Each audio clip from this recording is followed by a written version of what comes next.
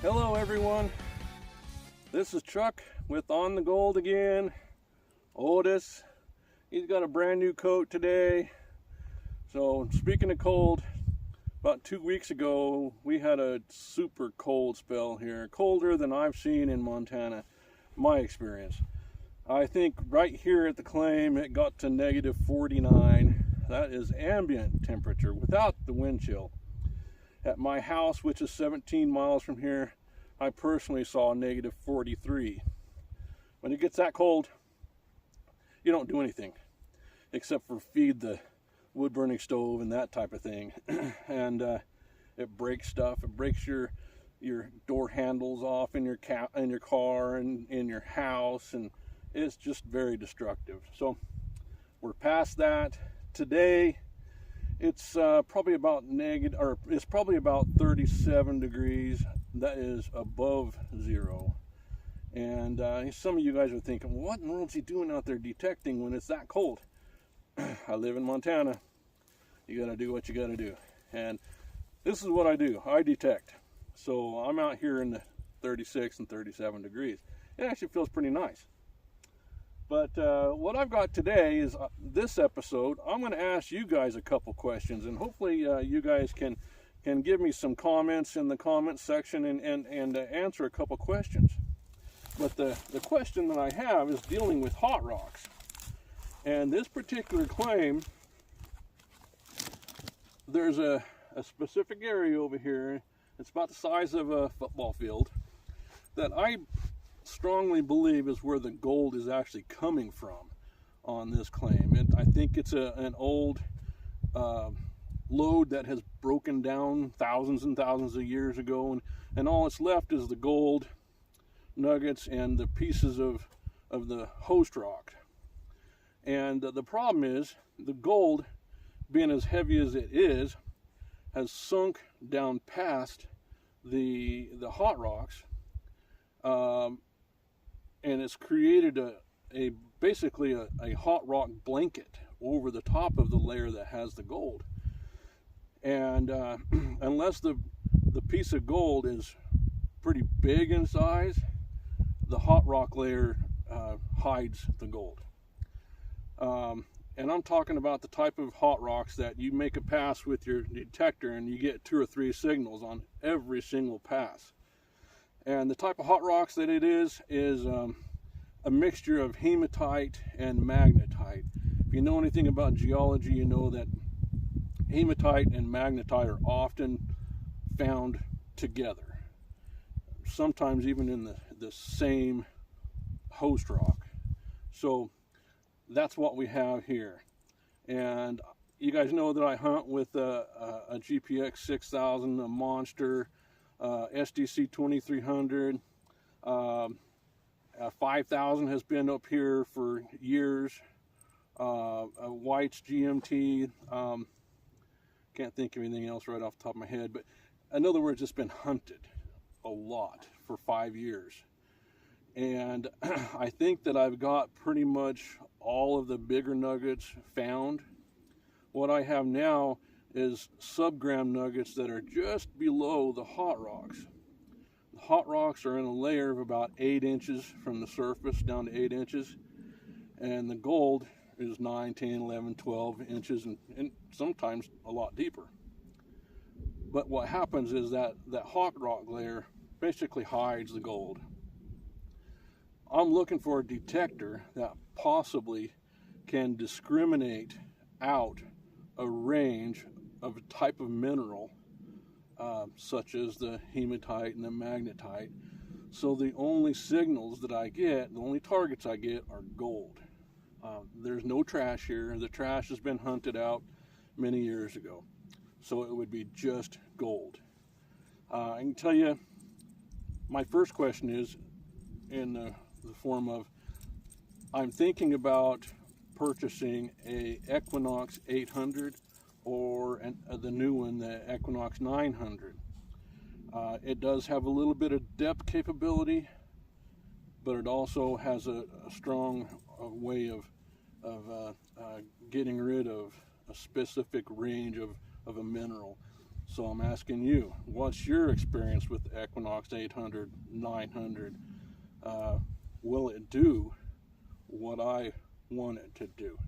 And is it very strong in that way? Does it have a good depth capability? So I can hunt from the surface.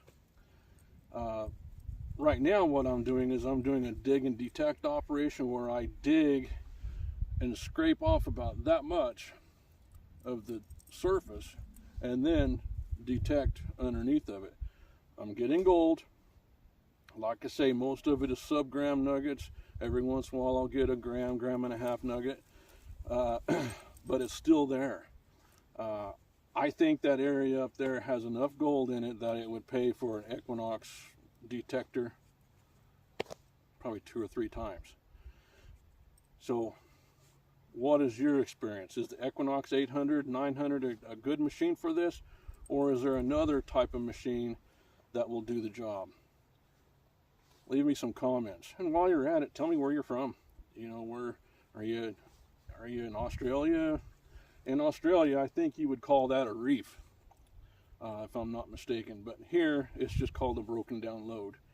So anyway, I'm gonna pick up my stuff, head over there, and do some digging and detecting, and hopefully I can show you some gold.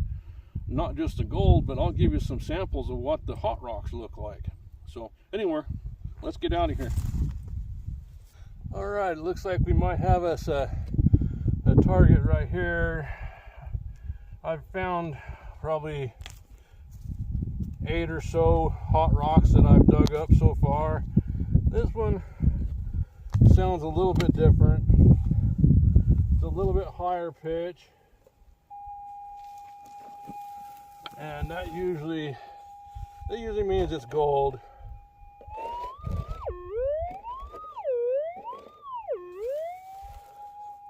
Usually means it's gold. Sometimes there's hot rocks out here that are so hot that it's just unbelievable how hot they are.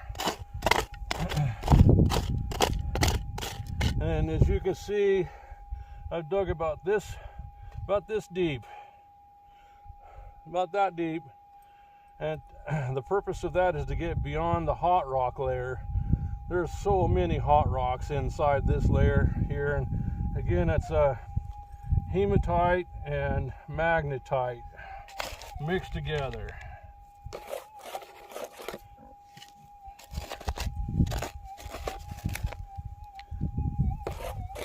Right now, I'm wanting to say that we're about 13 or 14 inches deep right now, where the target is.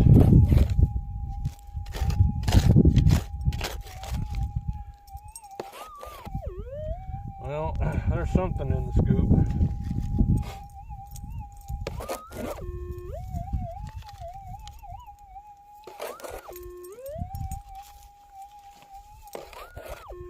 Well, there's not any more bigger rocks in here. Yeah, that sounds like gold.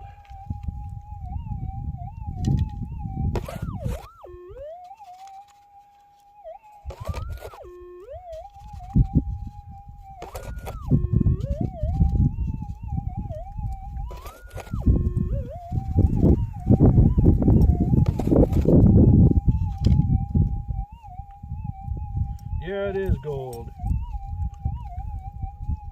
Not a bad piece of gold. Got another one here. The number 1 nugget was right here, right there. I got, I think, is another one right here.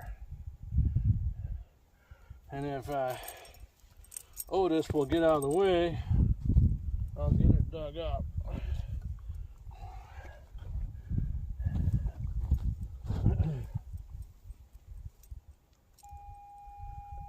Otis, I know you know what's there, but you're gonna have to get out of the way. I haven't got you a plastic collar yet.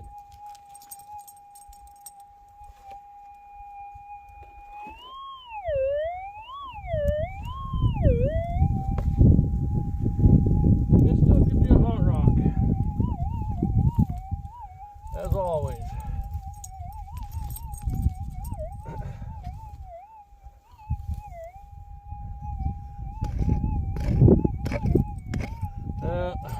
plane just flew overhead, and that kind of messed up the EMI for a little bit.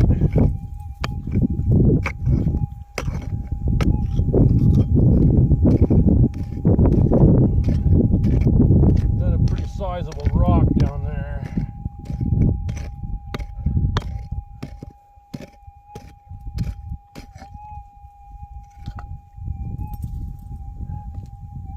This is one of the reasons why I pile up all the rocks, because it lets me know if it was a hot rock or not. Boy, this is a rocky little hole.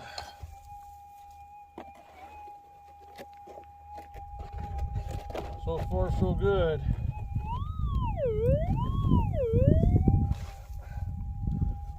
Let's get all these rocks out of here. This is a little bit deeper too, and it's in some really thick rocks.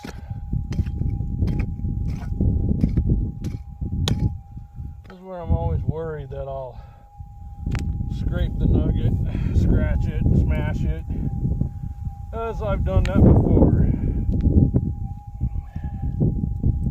And gold is gold, but at the same time it kind of messes up the value of the nugget, especially if it's got a big scratch mark right down the side of it. So I knew I'm kind of getting close. So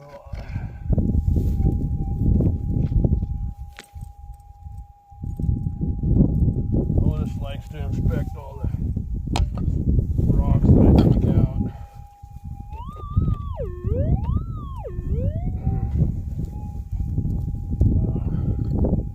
My rule is, the deeper the gold is, the bigger it is.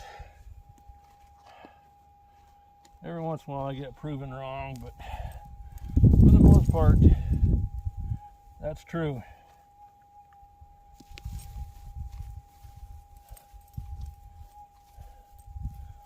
So I'm about 14 inches down now. Otis, you're causing a problem.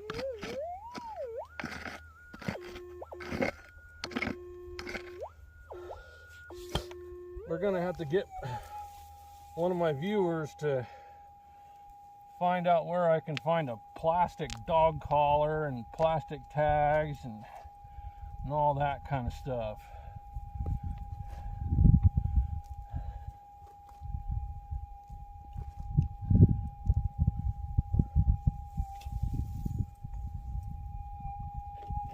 Hey, it's gone. It's in here. Wow, that's probably 16 inches deep. Excuse. I'm gonna fall down. You might not be able to tell it on the video, but there's a little bit of a slope here. It's probably a 25-degree slope. So it's not exactly easy to dig on.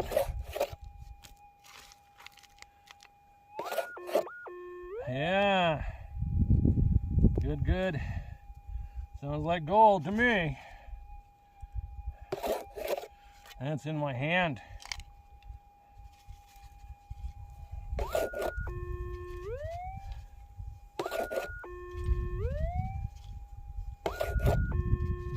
Oh, I can see it.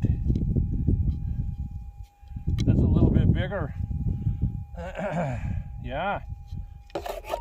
Oh, I think I might have thrown one out. Or it could have been because this one's bigger. Yeah. You're gonna be a little bit jealous when you see this.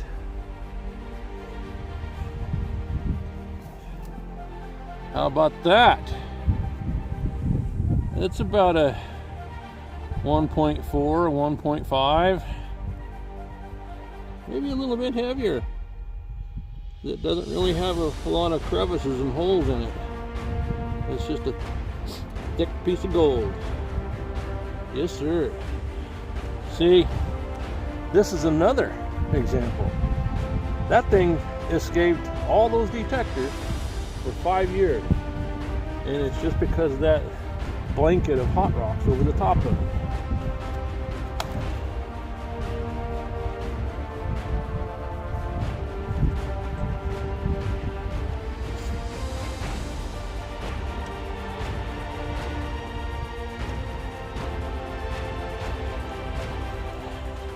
Boy, if that doesn't look like it fell off the load a couple days ago, I don't know what does.